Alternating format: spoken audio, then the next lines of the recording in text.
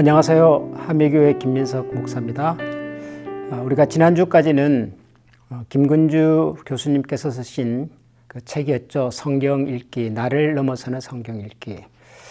성경이라고 하는 책이 기본적으로는 하나님의 말씀인데 그 하나님의 말씀이 사람의 손으로 기록이 되었다. 그래서 성경에는 크게 두 가지 영역이 있다. 하나님의 영역, 하나님이 주신 말씀이라고 하는 측면과 또 사람이 기록을 했다고 하는 측면, 그 사람이 가지고 있는 개인적인 성품이랄까요, 역사적인 환경이랄까요, 또 글이기 때문에 글이 가지고 있는 글로서의 어떤 특징과 문체, 이런 것들이 복합적으로 들어있기 때문에 우리가 성경을 읽을 때 이런 것들을 두루 잘 고려해서 성경을 읽는 것이 필요하겠다. 그런 취지의 내용으로 한 9번, 10번 가까이 같이 성경 읽기를 어떻게 할 것인가 하는 내용으로 같이 살펴보았는데요. 이제 오늘부터는 한 3번 혹은 4번에 걸쳐서 그런 내용들을 바탕으로 해서 실제로 우리가 성경을 읽고 또 개인적으로 묵상을 할 때 어떻게 그러면 성경을 이해하는 것이 바른가, 일종의 프랙티스, 좀 이렇게 실습을 해보려고 합니다. 그래서 오늘부터는 이제 성경 본문을 가지고 저와 여러분들이 같이 이게 그런 내용이었나 하는 생각이 아마 드실 수도 있을 만큼 좀 새로운 관점을 가지고 성경을 한번 같이 읽어보려고 합니다. 제가 제일 먼저 선택한 본문은 창세기 3장입니다. 창세기 3장에 나오는 그 선악과 이야기. 어떻게 보면 우리 예수 믿는 사람들에게 있어서 성경을 읽을 때 가장 먼저 접하게 되는 내용, 또 그러면서도 또 가장 좀 이해가 어려운 이야기이기도 한 이 선악과 문제, 혹은 우리가 다르게 원죄라고 부르는 아담과 하와의 범죄 사건의 기록, 이거를 한번 우리가 이번에 좀 새로운 관점을 가지고서 같이 좀 생각을 해보면 좋겠습니다. 자, 그래서 오늘은 제가 창세기 3장 1절부터 7절까지를 먼저 읽겠습니다. 그런데 뱀은 여호와 하나님이 지으신 들짐승 중에 가장 간교하니라. 뱀이 여자에게 물어 이르되 하나님이 참으로 너희에게 동산 모든 나무의 열매를 먹지 말라 하시더냐. 여자가 뱀에게 말하되 동산 나무의 열매를 우리가 먹을 수 있으나 동산 중앙에 있는 나무의 열매는 하나님의 말씀에 너희는 먹지도 말고 만지지도 말라. 너희가 죽을까 하노라 하였느니라. 뱀이 여자에게 이르되 너희가 결코 죽지 아니하리라. 너희가 그것을 먹는 날에는 너희 눈이 밝아져 하나님과 같이 되어 선악을 알 줄 하나님이 아심이니라.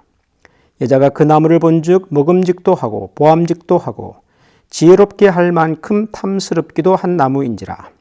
여자가 그 열매를 따먹고 자기와 함께 있는 남편에게도 주매 그도 먹은지라.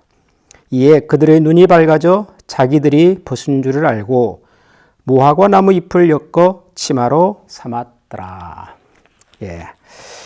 선악과 이야기입니다.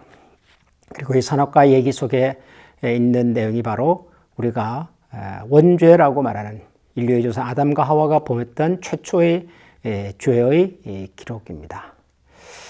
자, 오늘 이 선악과 얘기를 좀 해볼 텐데요. 제가 순서를 이렇게 하겠습니다. 우선 우리가 흔히 말하는 이 원죄라고 하는 죄의 내용이 뭔가, 예를 들어서 선악과를 따먹은 것이 원죄인지, 아니면 하나님께서 먹지 말라고 한 것을 그냥 불순종하고 먹은 것이 문제인지, 아니면 뱀의 유혹에 넘어간 것이 문제인지, 도대체 우리가 원죄라고 말하는 이 말의 내용이 뭐냐, 그거를 좀 생각을 해볼 거고요. 그러기 위해서 이 이야기 속에 등장하고 있는 여러 요소들을 성경이 우리에게 보여주는 그대로 한번 들어가 보려고 합니다. 그러니까 지금부터는 우리가 들었던, 알고 있었던 선입견을 일단 좀 내려놓고 우리가 읽은 창세기 3장이 우리에게 보여주는 대로, 보여주는 만큼만 이 이야기가 우리에게 전달하려고 하는 메시지가 뭔지를 한번 같이 찾아보겠습니다. 자, 제일 먼저 등장하는 인물이 뱀이죠, 뱀. 1절에 그런데 뱀은 여호와 하나님이 지으신 들짐승 중에 가장 간교하니라. 뱀이 여자에게 물어 이르되 하면서 뱀이 등장을 합니다. 여러분이 뱀은 보통 우리가 누구라고 들어왔습니까? 누구라고 생각을 하시죠? 보통 이 뱀은 사탄이다. 우리가 그렇게 얘기를 합니다. 그런데 여러분 성경은 어디에서도 이 뱀이 사탄이다. 그렇게 말하지를 않습니다. 뱀이 사탄이라고 말한 적이 없습니다. 아마 여러분들께서는 어쩌면 요한계시록에 나오는 이런 말씀을 기억하실지도 모르겠습니다. 용을 잡으니 곧 옛 뱀이요 마귀요 사탄이라. 요한계시록 20장에 보면 용을 잡았는데 그 용이 곧 옛 뱀이고 마귀요 사탄이다 라는 표현이 등장을 합니다. 그러니까 여기 보면 옛 뱀이 곧 사탄 아니냐 그렇게 생각할 수도 있겠습니다. 그런데 요한계시록에 나오는 표현들은 대부분이 상징입니다. 상징. 여기 뭐 용이라고 말하는 것도 우리가 생각하고 있는 그런 용이 아니고요. 이 사탄이라고 하는 것도 마찬가지고요. 예를 들어서 요한계시록을 읽어보면 예수님께서 7 촛대 사이로 7 촛불을 가지고 이렇게 지나가시는 장면이 나오는데요. 여러분 그것이 꼭 7개의 촛대만을 말하는 것은 아니지요. 7이라고 하는 수가 가진 상징성을 가지고서 얘기하는 거죠. 그 이전에 보면 하늘에서 일어나는 여러 현상들을 설명할 때 하늘의 네 생물에 관한 얘기가 또 등장을 합니다. 뭐 어떤 생물은 얼굴이 뭐 사자처럼 생겼고 뭐 곰처럼 생겼고 뭐 날개가 뭐 6개가 있고 이런 표현들이 나오지 않습니까? 이것도 실제로 천국에 그런 이상한 모양의 형상을 가진 이상한 괴물이 살고 있다는 말이 아니겠죠. 천국에서 일어난 어떤 현상들을 사도 요한이 환상 가운데 보면서 그것을 상징적으로 표현한 것들입니다. 그렇기 때문에 요한계시록에서 용이 곧 옛 뱀이다, 마귀다, 사탄이라고 말했다고 해서 뱀이 곧 사탄이다 그렇게 말하는 것은 그 요한계시록이 가지고 있는 문학적인 특성을 우리가 정확하게 이해하지 못해서 그렇게 말을 하는 것이지요. 또 예수님께서 베드로에게도 이런 말씀하신 적이 있죠. 예수님께서 앞으로 십자가에 달려서 돌아가실 것에 대한 순환에 관한 얘기를 할 때 베드로가 절대로 그런 일은 일어나지 않을 겁니다. 그러지 마십시오 라고 만류를 하니까 예수님께서 베드로를 향해서 대놓고 그렇게 말씀하셨습니다. 사탄아 물러가라. 여러분 예수님께서 베드로에게 사탄아 물러가라고 했다고 해서 베드로가 사탄일까요? 그건 아니지요. 더군다나 이 창세기 3장 1절에 보면 뱀은 여호와 하나님이 지으신 들짐승 중에 이런 표현이 있습니다. 뱀은 여호와 하나님께서 지으신 만드신 짐승 중에 하나입니다.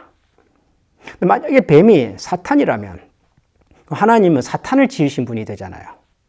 그건 아니죠. 하나님이 사탄을 만들지는 않았습니다.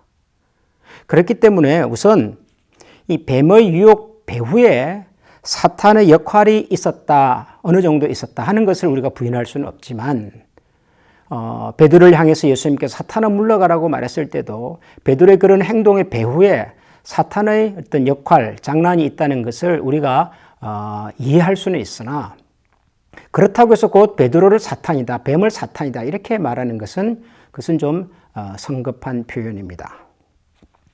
우리가 뱀을 사탄이라고 말하는 데에는 이런 좀 숨은 좀 의중이 좀 담겨 있죠. 그게 뭐냐 그러면은 아니 내가 뭘 잘못했냐고요. 뱀이 와서 유혹을 해서 사탄이 유혹을 해서 우리가 넘어간 것이지 내가 잘못한 것이 아니라 사탄이 우리를 유혹해서 넘어지게 만들었다는 거죠. 그러니까 우리가 잘못한 저지른 죄에 대한 책임을 사탄에게 돌리려는 그런 경향도 있죠. 뱀이고 사탄이다라고 하는 표현 속에.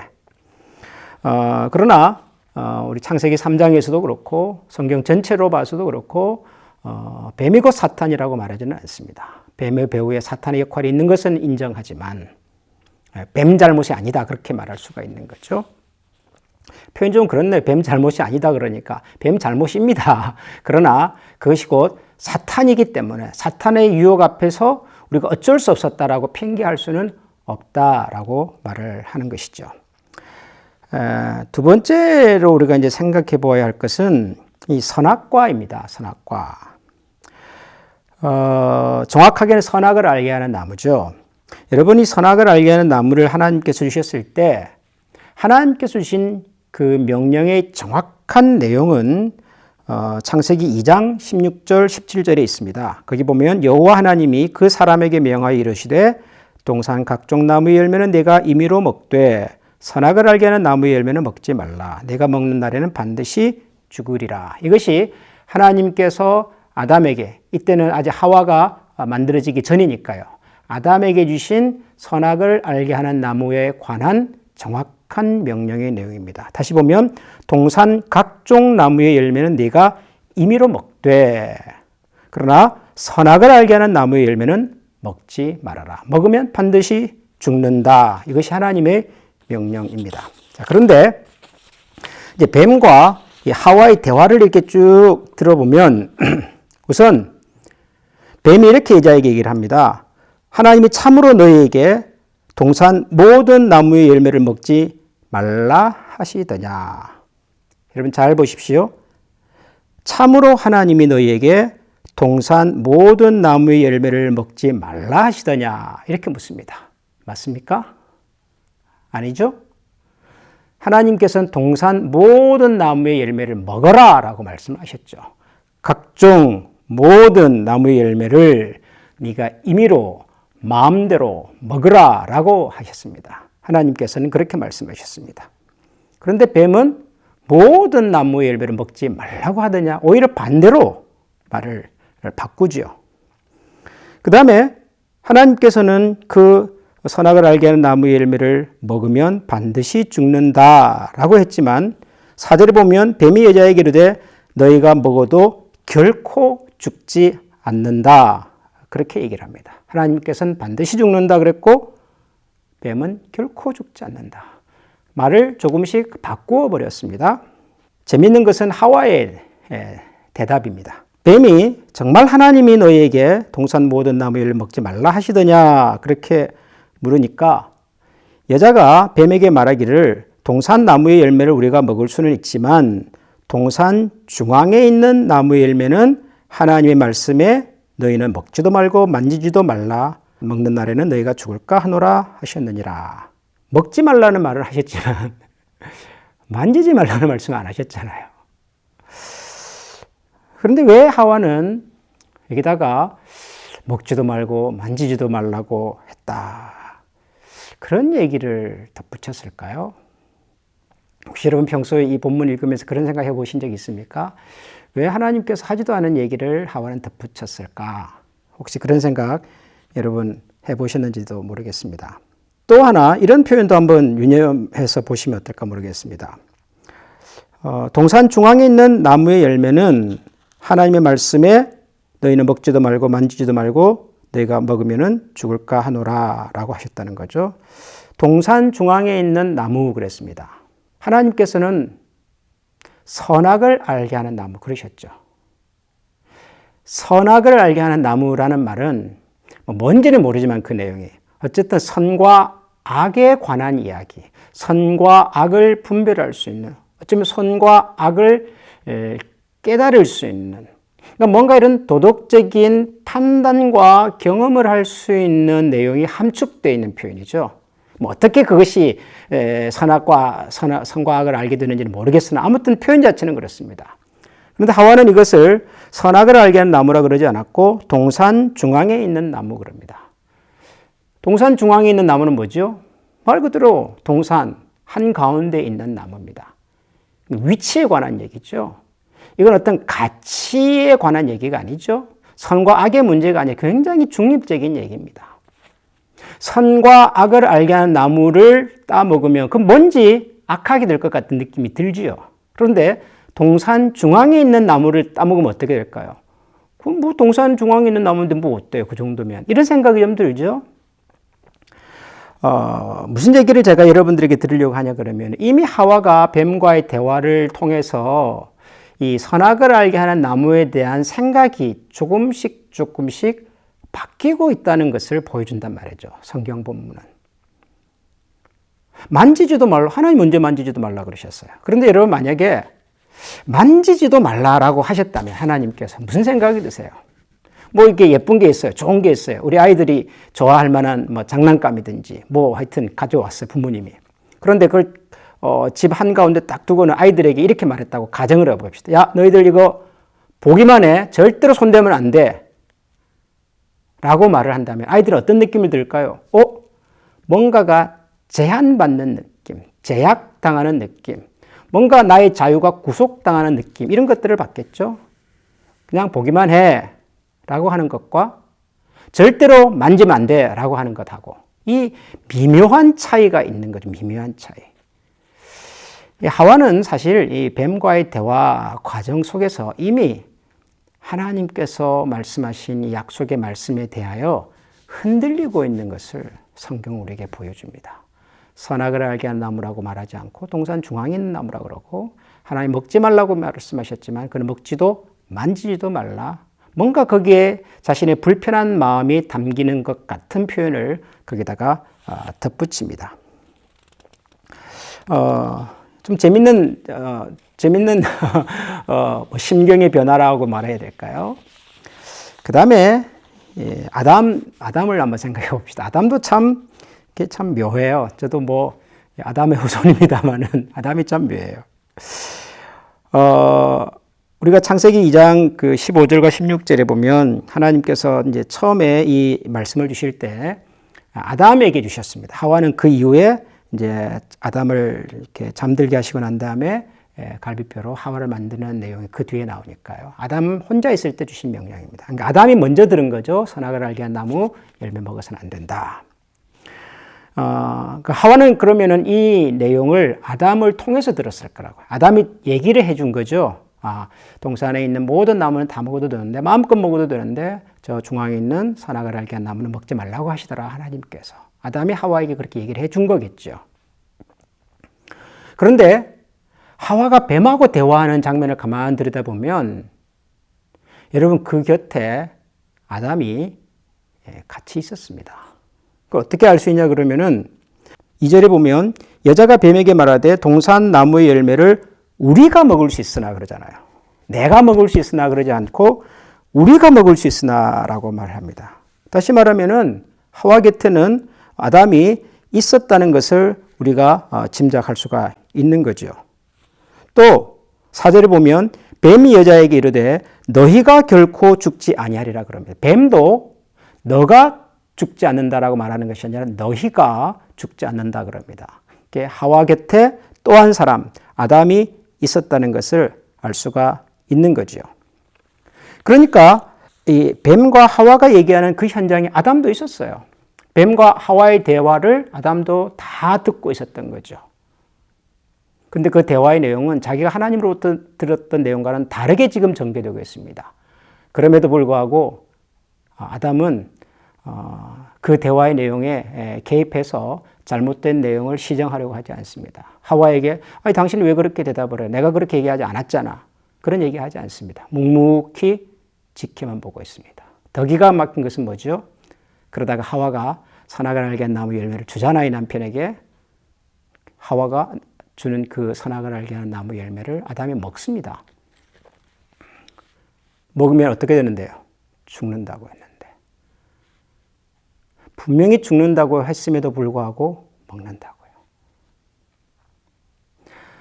우선 여기까지만 좀 생각을 해봐도 이 이야기 속에 등장하는 뱀의 역할, 아담과 하와의 역할에 뭔가 심각한 문제가 있구나 하는 것을 우리가 알 수가 있습니다. 그리고 하와가 선악을 알게 하는 나무의 열매를 설명하는 내용을 가만 좀 보면 이런 표현이 있죠. 6절에 보면 여자가 그 나무를 본즉 먹음직도 하고 보암직도 하고 지혜롭게 할 만큼 탐스럽기도 한 나무인지라. 여자가 그 열매를 따먹고 자기와 함께 있는, 여기 함께 있네요. 함께 있는 남편에게도 주매 그도 먹었다 그랬습니다. 선악을 알게 한 나무를 보니까 이게 정말 먹음직스럽기도 하고 보암직도 하고 지혜롭게 할 만큼 탐스럽기까지 했다. 그렇게 설명을 합니다.